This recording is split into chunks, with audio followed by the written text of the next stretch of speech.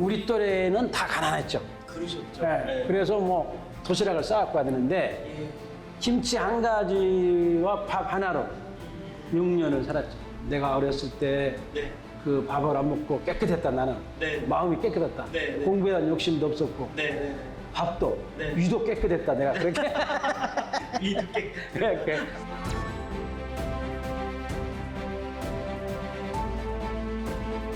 배려라는 말이 우리가 사용하는 개념에 대해서 배려란 너도 예. 나도 예.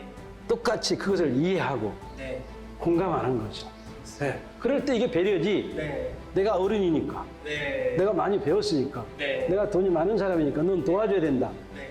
생각해 준다. 이건 뭐 가장 위험한 어떤 독재적인 요소가 그러네요. 그 속에 숨겨 있는 거죠. 네. 숨어 있죠. 국민들의 힘이라는 게 이게 가장 위대한 어딘가 이렇게 숨어 있고 이렇게 눌려 있는 것 같아도 네. 어떤 결정적인 때는 국민들이 나서서 네. 그럴 민주주의를 만들어내죠. 네. 창조해내죠. 네, 맞습니다. 네.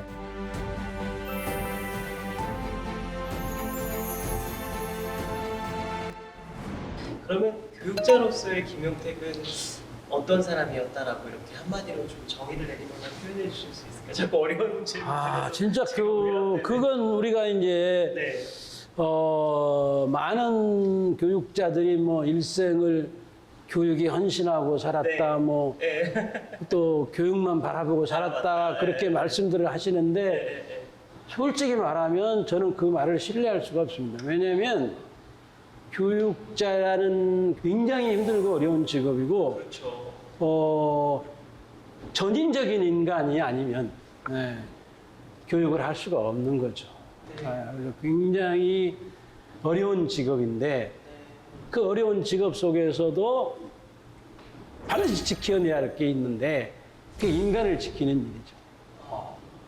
그래서 제가 선생하라고 퇴직을 한 날 이렇게 교문을 나오는데 정말 괴로웠습니다. 왜냐하면 그동안에 내가 아이들한테 잘했던 건 전혀 기억이 안 나고 정말 잘못했던 아이들의 얼굴들이 네. 이렇게 생각나고 그래서 그 아이들을 다 찾아다니면서 네. 내가 그때 잘못했다. 아. 용서해라. 네. 이렇게 이제 빌고 싶은 마음이 네. 있었죠. 지금도 그런 마음이 있습니다. 그래서 제가 지금 고향에 살기 때문에 네. 그때 가르쳤던 그 아이들이 다 성장해서 이렇게 고향에 몇 살고 있습니다. 그 아이들 보기 좀 부끄러워요. 아이 왜 부끄러우세요? 아유 그때 그때 저놈한테 정말 내가 그렇게 했으면 안 되는데 예. 하는 뭐 그런 자괴감이 들 때가 지금도 뭐 뚜렷하게 들 때가 있죠. 이렇게 말씀 계속 들어보니까 그럼에도 불구하고 이 아이들에 대한 제자들에 대한 애착이 굉장히 크신 것 같은데 크시니까 또 그런 아쉬움도 남으시는 거겠죠. 그렇죠. 뭐 이 애들 아이들하고 같이 지내는 내 38년은 네, 네. 또 그런 면 어두운 면도 있고 예. 괴로운 면도 있지만 네, 또 반면에 반면에 뭐 찬란했죠. 네. 네. 선생님께서 개인적인 경험이실 수도 있고 또 제자들의 경험일 수도 있는데 확실히 이렇게 도시에서 자란 우리 친구들과 아이들과 또 자연을 벗삼아서 커가는 성장하는 아이들은 좀 차이점이 있나요? 교육에서도. 이제 오늘날 네. 지금 현실적인 교육 현실로 보면 그게 사라졌어요. 아, 시골에 사나 도시에 사나 아이들이 공부를 하죠. 도대체 공부가 뭔지 난 잘 모르겠지만 네. 공부라는 걸 하죠. 네. 그래서 아이들이 놀 시간이 없어요.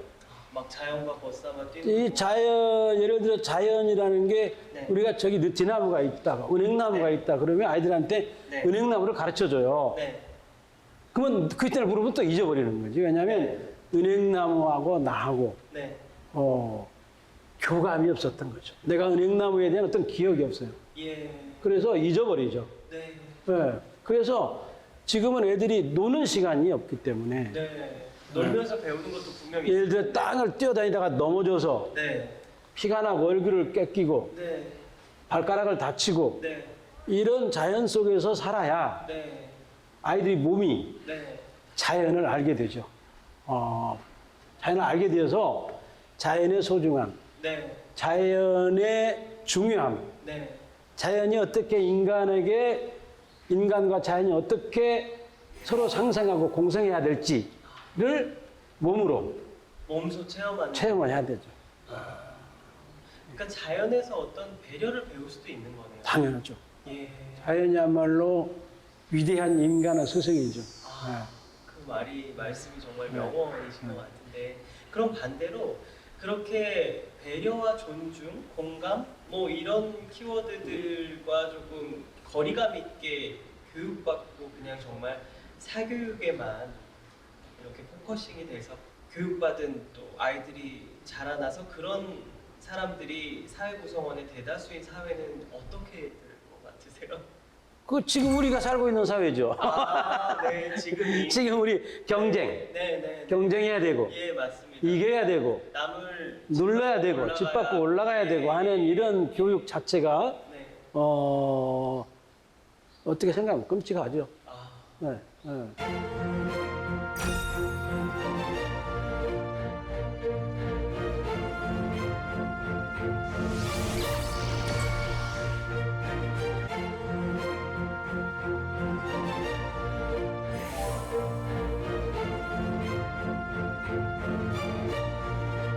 선생님께서 살면서 혹은 살아오시면서 민주주의 혹은 첫 선거에 대한 어떤 개인적인 경험담이 좀 있으신지? 사실은 저는 그 농경사회의 네. 농촌 공동체가 네. 온전되어 있는 때부터 이제 태어나서 살았죠. 예, 맞습니다. 그래서 그 농촌 공동체에 대한 어떤 그 정서적인 또는 감정적인 게 살아있죠. 지금도 남아있는데, 이제 뭐 뚜렷하게 한번 예를 들어보자면 저희 마을에 징검다리가 있죠. 징검다리라는 강을 건너가는 돌을 이렇게 놓은 디딤돌을 놓은 거죠. 말하자면. 그 징검다리를 보면 여러 가지 굉장히 많은 이야기들이 있지만, 저 밑에 마을이 길어요. 그래서 저 밑에 윤환인네 집, 제일 끝집, 오른쪽에, 저 왼쪽에 제일 한수영님네 집이 제일 끝집이거든요. 징검다리 자체가 여러 가지 자연적인 것들을 고려했겠지만, 한 마을 가운데에 있습니다. 그래서 한수영님이 징검다리에 오는 시간이나 저 오른쪽에 있는 제일 끝집 윤환이가 징검다리를 오는 시간이 거의 비슷해요. 그래서 균형이 맞다는 거죠. 민주주의란 바로 이 짝이나 이 짝이나 균형이 맞아야 된다는 건데, 이의가 없어요. 이 다리를 놔놨는 다리를 이쪽으로 옮기도 안 되고, 이쪽으로 옮기도 안 되고, 그 다리는 그가 있어야 되는 거죠. 근데 이의가 없는 거죠. 이게 이제 어떤 자연의 순리와 이치겠는데, 그러한 어떤 자연적인 어떤 그 형상이죠. 일종의 축조물인데, 그거 속에서 어렸을 때부터 아이들이 저 한수영님네 집이나 윤아인네 집이나 여기까지 오는 시간이 같다. 이게 뭘까? 그럼 마을에서 일어나는 일들이 이제 느티나무 밑에서 일어나서 모든 사소한 일부터 일어나서 오랜 생활 서로 싸우고 치고받고 나중에 치고받고 싸울 때도 있어요. 그러다가 보면 이게 이제 자연스럽게 의견이 수렴이 되어서 어떤 일이 결정이 되는 거죠. 이게 내가 이제 어렸을 때에 겪었던 어떤, 그때는 몰랐지만 어떤 민주주의의 어떤 근본이 저 느티나무와 징검다리에 있었구나 라는 생각을 하게 되고, 그러다가 이제 선거를 했잖아요. 제가 이제 나이가 되어서 정말 그렇게 그때부터 이제 이 선거라는 게 그냥 정말 그 민주주의를 위한, 국민들의 이익을 위한 그런 어떤 우리 마을의 공동체, 지역의 공동체, 우리 국가 공동체, 그 공생과 상생을 위한 어떤 공동체적인 정신 속에서의 민주주의가 아니라 권력을 유지하고 어떤 자기들의 패의 이익을 위해서 이게 선거가 진행되다 보니까 지금까지 거의 파행적이라고, 민주주의 파행적, 저는 극단적으로 얘기하면 민주주의가 거의 파행적이다. 예, 뭐 그런 생각을 하죠. 그리고 이제 뭐 어떻든 뭐 여러 가지 우여곡절이 많고 뭐 우리 역사만큼 파란만장하고 뭐 그런 역사가 어디가 있겠습니까? 그런 속에서도 기본적이고 근본적으로 민주주의 정신이 전혀 죽지는 않았다는 거죠. 그래서 어떻든 지금까지 우리 사회가 민주주의를 향한 끝없는 노정에 지금 가고 있는 중이죠. 그래서 아까 제가 아이들한테 했던 것처럼 나한테 잘해줘서 나를 뭘 사줘서 또 우리 동네 사니까 이게 아니고 정말 좋은 사람을 뽑아서 새로운 시대로 나가야 하는 반드시 그래야 하는 게 선거죠. 그게 이제 민주주의를 통한 선거를 통해서 새로운 세기, 새로운 시대를 만들어 가는 거죠.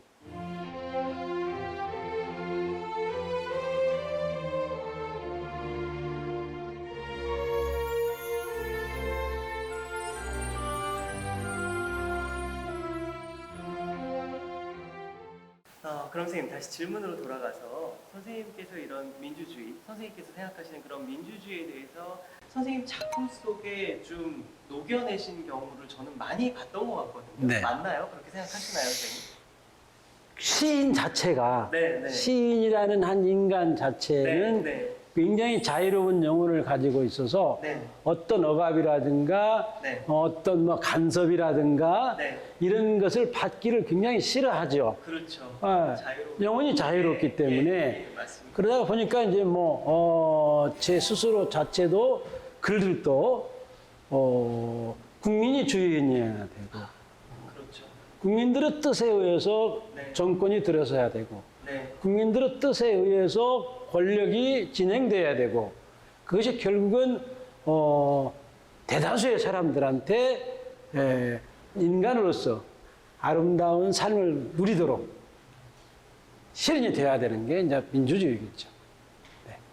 그래서 선생님 시에도 그런 게 많이 담겨져 있나 봅니다. 그렇죠. 뭐 대다수 많은 시들이 네. 이제 뭐 제 초기에 많은 시들 그렇죠. 시 자체가 이제 사실은 민주주의 민주죠 그야말로. 맞습니다. 네.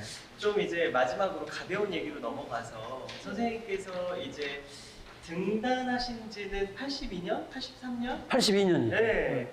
벌써 그럼 오래됐네요, 이제 보니까. 네, 굉장히 오래됐습니다. 그럼 82년이면 쏜살같이 40년 됐네요. 등단 네, 등단, 40년을 바라보고 계신데 선생님 이렇게 보시기에 어떻게 보면은 늦은 등단일 수도 있잖아요. 굉장히 늦었죠. 네, 조금 더 젊은 시절에 등단하시는 시인 선생님들도 많으시니까. 네, 그렇죠. 근데 이렇게 젊은 시절에 어떤 점이 시의 매력으로 선생님을 이끌어줬다고 생각을 하시나요? 그걸 뚜렷하게 이거다라고 말할 수는 없을 것 같고, 그냥 좋았죠. 그냥 단순히. 책을 읽는 그 자체가 어떤 것이 되기보다도 책을 읽다가 보니까 내가 당당해지고 내가 든든해지고 삶이 살만한 가치가 있는 것이다라는 것을 내 스스로 나를 신뢰하게 됐죠. 그게 이제 시를 공부하고 책을 읽고 시를 쓰고 하는 어떤 궁극에 이르러야 할 어떤 점이 아닌가. 인간을 그건 반드시 지켜내야 된다. 어떤 그런 아름다운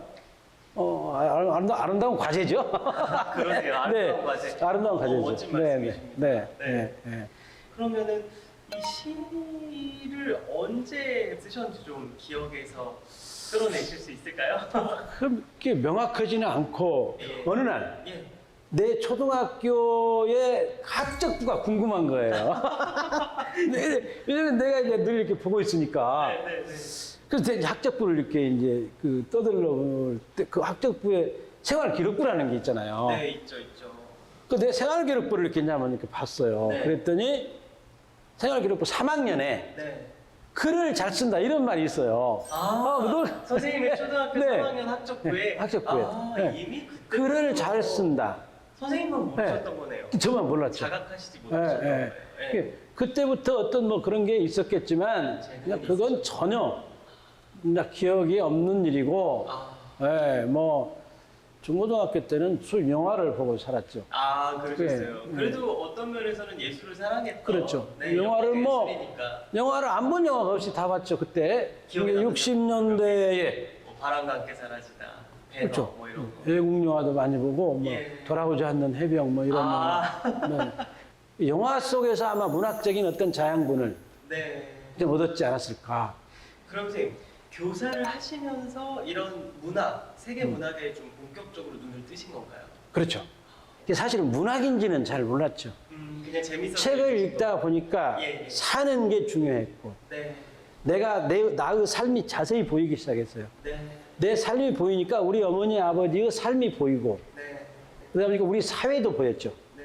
그리고 우리 역사도 보이고 또 우리 인류라는 게 있다는 것도 이렇게 네. 배우게 됐죠. 네. 그리고 나서 이제 어느 날 시를 썼죠. 그러니까 그렇게 쭉 읽는 거에 대한 어떤 매력에 본인도 모르게 빠지셨는데 이제는 읽다 보니 쓰고 있더라. 그렇죠. 이런 거네요. 그렇죠. 네. 그렇게 쉽게 말을 내가 했어야 되는데. 아유, 아닙니다. 네. 그러면은 그렇게 자꾸 쓰시다 보니까 주옥 같은 시가 나오면서 주변 동료나 지인분들이 알아봐 주신 거죠. 그래서 처음에는 이제 뭐 문단에 나갔을 때는 네. 이게 굉장히 좀 떠들썩했죠. 거의 뭐 사회적인 예. 이슈가 될 정도로. 그렇죠. 왜냐하면 제가 전혀 모르는 우리가 문학을 하려면 뭐 네. 이렇게 동인도 있고 뭐 그렇죠. 또 잡지사도 찾아다니고 뭐 이래야 되는데 네. 뭐 문예 전혀 전혀 나를 모르는 어떤 사람이 농촌 현실을 직접적으로 네. 표현했기 때문에 굉장히 이제 강한 투로 예. 그렇기 때문에 사회적인 네. 그런 관심까지 받을 정도로 저항의 느낌도 있었고 정말 신선한 충격, 센세이션을 몰고 오신 걸로 제가 기억이 아주 확실하게 납니다. 근데 지금 이렇게 시대가 좀 바뀌면서 네. 혹은 선생님도 이렇게 살아오시면서 좀 바뀐 게 있으신가요? 관점? 당연하겠죠. 네. 그때 다행입니다. 당시 제가 맞아서. 제가 문단에 나올 당시는 네. 80년대 시대적 상황이 엄혹했습니다. 거의 민주주의가 거의 이렇게 죽을 지경에 있었기 때문에 맞습니다. 그 상황에 제가 문단에 나오면서 그 상황을 좌시할 수 없는 아무리 시골에서 자랐고 서정적인 시를 쓴다 하더라도 그 상황을 좌시할 수 없고 그 상황에서 비껴설 수가 없어요. 시인이라는 게 시대적인 상황에서. 그래서 강하게 어떤 농촌 서정이지만은 강하게 저항적인 민주주의를 생각하는 민주화를 생각하는 그런 시를 썼죠. 그런데 이제 80년대, 90년대 넘어오면서 이게 어느 정도란 말에 굉장히 기분 나쁘지만 어느 정도 민주화가 실현되고 지금은 우리가 못할 말이 없잖아요. 국가 권력에 대해서 대들기도 하고 마음대로 글을 또 쓸 수가 있고 그런 어떤 민주화가 되었기 때문에 사실은 그때 당시의 상황과 지금은 시대적인 상황이 전혀는 아니더라도 달라졌다고 봐야 되죠. 민주주의가 실현됐다고 볼 수가 있는 거죠, 사실은. 그렇죠. 대외적으로나 또는 사회적으로나 역사적으로 이게 보기 때문에 그런데 이제 그렇다고 해서 시인의 역할이 시대를 외면할 수가 없는 거죠. 근데 지금의 상황은 굉장히 어떤 상황이냐면 우리가 이 코로나 이 시국을 보더라도 이 자연에 대한 자연을 상대로 살아야 할 인간들이 자연을 너무 함부로 했기 때문에 자연을 생각하지 않을 수 없죠. 그래서 이제 생활시, 생태시, 자연시가 이제 자연스럽게 등장이 되었기 때문에 지금 상황은 우리가 80년대라든가 90년대 상황은 전혀 다른 또 다른 세계의 문제를 안고 있기 때문에 우리 인류가 그 문제에 대한 시를 쓰지 않을 수가 없죠. 그래서 저도 이제 저는 본래 자연 속에 살았는데 이제 더 인간이 자연을 너무 함부로 하고 있다. 생태와 순환을 무시한다. 생태의 고리, 순환의 고리가 끊겨져서 우리 인간들의 삶이 황폐해졌다. 인간성도 파괴됐다. 죽이면서 죽는 거죠. 그런 어떤 자연에 대한 시를 지금은 쓰고 있죠. 그래서 사람들이 이제 김용택이 부드러워졌다. 딴 세계를 얘기한다 그러지만 사실은 지금도 문제가 있기 때문에 그 문제에 대한 얘기를 안 쓸 수가 없죠. 그러니까 네. 톤만 좀 부드러워진 그렇죠. 거지 그 안에 메시지는 어떻게 보면 더 묵직해진 거죠. 새가 우는 사연이 분명히 있다. 예. 그런 거죠. 인간이 아프다고 외치는 소리가 분명히 있다. 우리 시대에. 네. 그 외침의 네. 자연의 외침의 소리를 네. 전달하고 싶은 거죠. 그래서인지 많은 환경 보호 단체나 네. 환경 운동가나 시민 운동가들이 선생님의 시를 인용을 많이 하거든요. 네. 그런 점에서 선생님 지금 다들 코로나19 팬데믹 상황이잖아요. 그렇죠. 우리 국민도 그렇고 전 세계인들이 아유, 힘들어하고 있는데 인류가 한 동네라는 말이 네. 이렇게 절실할 데가 없어요. 맞습니다. 지구촌입니다. 네. 선생님께서 그럼에도 불구하고 한마디 좀 해주실 뭐 위안의 뭐 치유의 그런 말씀을 좀 응원해. 아유, 그렇게 거창한 말은 못하고, 네. 지금 우리 상황을 놓고 보면 굉장히 네. 전 세계가 지구촌이라는 말이 이렇게 절실할 데가 없죠. 네. 공동체라는 말이 이렇게 절실할 데가 없는 거죠. 네. 지금은 우리가 성찰하고, 네. 우리 인류가 성찰하고 반성해야 되죠. 어떤 것을 성찰하고 어떤 것을 반성해야 되냐면 생산하고 소비에 대한 겸허가 필요하죠. 예. 이것을 무시하고 생산과 소비에 대한 겸허함을 잃어버릴 때에 인간들이 어떻게 환경을 파괴하는지를 우리는 지금 절실하게 보고 있잖아요. 먹고 자고 마시고 잠자고 하는 이 우리 인간들의 환경을 다시 한번 생각해 볼 때가 아닌가. 그럼 정말 마지막 질문으로 네. 앞으로 선생님께서 바라는 우리나라에 나아가야 할 방향 그리고 또 민주주의와 선거에 있어서 앞으로 좀 바라시는 점이 있으시다면 또 그 얘기 복잡한데 네, 좀 이러면 될 것 같아요. 네. 우리가 이 정치 또는 선거와 정치는 때려야 될 수 없는 때려야 뗄 수도 없고 이 선거와 정치가 없는 한 우리 인류가 발전할 수가 없어요. 네. 나라가 정말 어려울 때는 우리 국민들이 민주주의를 위해서 나선다는 것을 정치하는 사람들이 명심해야 된다. 예. 재밌게 말씀하셨지만 굉장히 울림이 있는 말씀을 주셔서 감사합니다. 네. 오늘 이렇게 장시간 함께 뜻깊은 대화 또 정말 많은 분들에게 감동을 주셔서 아유, 그랬으면 좋겠네요. 네, 아마 네. 다들 지금 시청자분들께서 감동 받으셨으리라 감사합니다.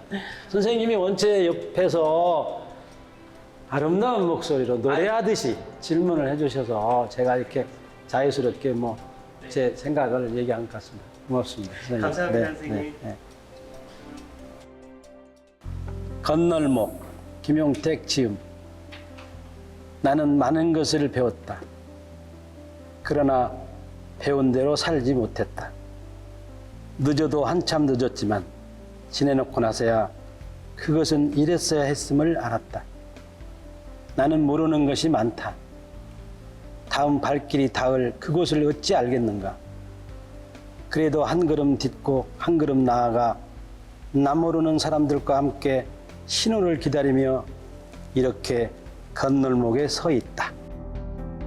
김용택 시인과 함께한 선한 사람들 오늘 이런저런 이야기를 나누면서 문득 이런 생각을 해보았습니다. 진정으로 남을 생각하는 배려란 상대방의 마음까지도 생각할 줄 아는 것이다.